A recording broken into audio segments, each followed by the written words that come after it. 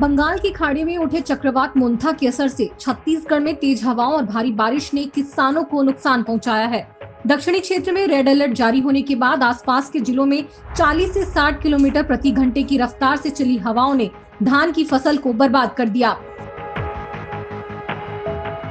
मौसम विभाग के अनुसार चक्रवात का असर 4 दिनों तक रहेगा, लेकिन इसका असर किसानों की फसलों पर पड़ रहा है, जिससे धान समेत अन्य खरीफ फसलों को और भी नुकसान हो सकता है।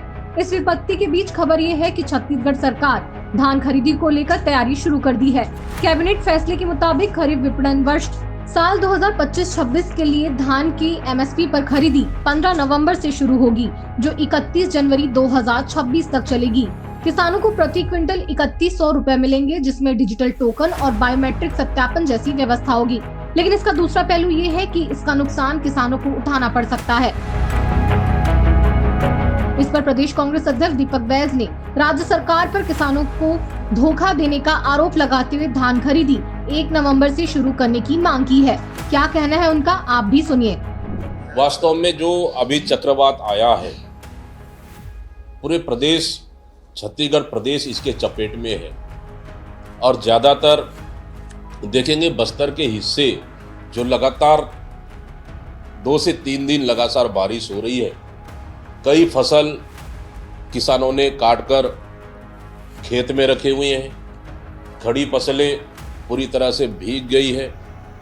सरकार इसका आकलन कर नहीं रही है, सरकार को इसका आकलन कर तत्काल मुआवजा देना चाहिए। दूसरी तरफ कि 1 नवंबर से धान खरीदी करना चाहिए, धान कटाई जोरों पर है, लेकिन 1 नवंबर से धान खरीदी न कर अब 15 नवंबर से धान खरीदी करने का लक्ष्य रखा है। अब उसको भी 2 दिन और आगे बढ़ा दिया। मतलब कुल मिला के सरकार का नियत साफ नहीं है और किसानों का समय पे धान खरीदना नहीं चाहती है, इसलिए तारीख पे तारीख आगे बढ़ा रही है।